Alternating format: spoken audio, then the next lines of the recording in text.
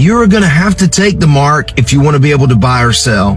Check this out. It's already in place, guys. I'm gonna go in here and buy some food so I can feed myself. And then you approach the barrier and look. You can't even get in the shop without having a QR code to scan here or to scan here. So the system's already in place. What do you guys think? The Bible does talk about it in the book of Revelation.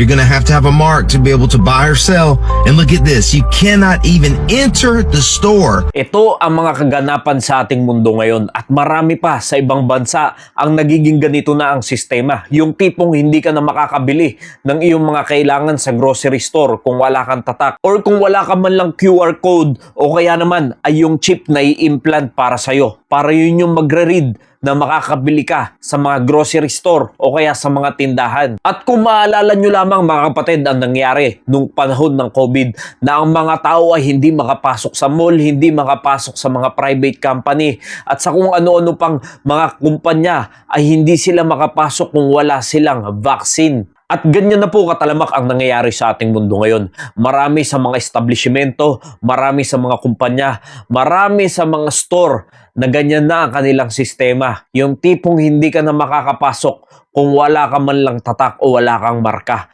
Yung ini-implant sa katawan mo, kundi QR code ay yung chip na i-implant para yun yung magre-register na yun yung identification mo na pwede kang pumasok. Marahil ang iniisip ng karamihan ay normal lang ito dahil papunta na talaga tayo sa ganyang klaseng generation. Ang ating mga teknolohiya ay nag-e-evolve hanggang sa dumadali ng dumadali ang ating buhay. Pero mga kaibigan, mga kapatid, kung ikaw ay nagbabasa talaga ng Biblia at kung nalalaman mo ang salita ng Diyos at kung nalalaman mo ang kawakasan, ay mapagtatanto mo na lahat ng yan ay sineset up ng dyablo dahil malapit na dumating ang ating Panginoong Jesucristo. At ang dyablo ay nagre-ready na rin para ang mga tao ay hindi mabigla once na dumating na ang marka ng dyablo. And he caused it all, both small and great, rich and poor, free and bond, to receive a mark in their right hand or in their foreheads, and that no man might buy or sell, save he that had the mark or the name of the beast and the number of his name. Ganyan po idideceive ng dyablo, mga kapatid, ang mga tao pag natapos na ang rapture. Ibig sabihin, ang mga maiiwan dito ay mamarkahan sila dahil pag hindi sila minarkahan, hindi sila makakabili at hindi rin naman sila makakapagbenta. Ibig sabihin, wala silang privilege sa mga ganyan. Magkakaroon ka lang ng privilege pag ikaw ay nagpatatak na. Pero ito ang tatandaan nyo. Pag kayo ay umabot sa ganyang punto na kayo ay tatatakan, tatandaan nyo, ang kapalit niyan ay ang inyong kaligtasan. Yes, makukuha mo nga ang privilege ng mundong ito.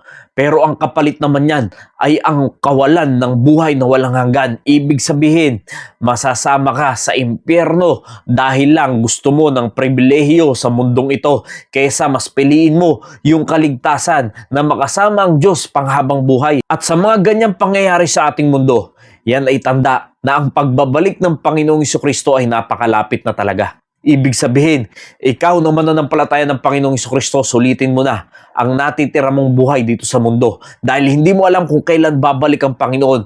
Nawa lahat tayo ay masumpungan na may ginagawa sa kanyang ministeryo. At kung ikaw naman ay wala pang pananampalataya sa Panginoong Jesucristo, kung napapanood mo to ngayon, maging seryoso ka. Sampalatayanan mo ng buong puso mo ang Panginoong Jesucristo kung gusto mong makatiyak ng kaligtasan, kung gusto mong makaiwas sa mga ganyang sakuna na mangyayari sa ating mundo. Dahil oo, ang may mga tunay na pananampalataya sa Panginoong Jesucristo ay hindi nila maaabutan ang mga ganyang kaganapan sa ating mundo. Ang 7 years tribulation ay hindi mo naaabutan dahil masasama ka na pagdating ng rapture. At ang mga kaganapang yan ay mangyayari sa mga maiiwan dito. Kaya't kung ikaw ay professing Christian lang at naiwan ka sa rapture at alam mo na ganyan yung mangyayari, mag-ingat ka, huwag kang magpapatatak sa marka ng dyablo dahil ang kapalit mo niyan ay ang iyong kaligtasan. Dahil kaya may iwan ang tao dito pagdating ng rapture dahil wala siyang tunay na pananampalataya sa Panginoong Jesucristo. Kaya kahit sabihin mong linggo-linggo ka nagsisimba, nagbibigay ka ng kaloob sa Diyos, patuloy ka sa paggawa sa ministeryo, nagbabasa ka ng Biblia, nananalangin ka, pero pwedeng hindi ka pa rin pala talaga ligtas dahil wala pa yung tunay na pananampalataya mo sa Panginoong Jesucristo na siya lamang ang namatay para sa ating mga kasalanan, inilibing at nabuhay magmuli para tayo ay makaranas ng kaligtasan. Kaya't ngayon pa lang, kung ayaw mong maranasan ng mga yan, na darating ang 7 years na pinakamatinding mangyayari sa mundo, ay manampalataya ka na sa Panginoong Jesucristo. Nawa, naging pagpapala po ang mensaheng ito. Maraming salamat po and God bless you all.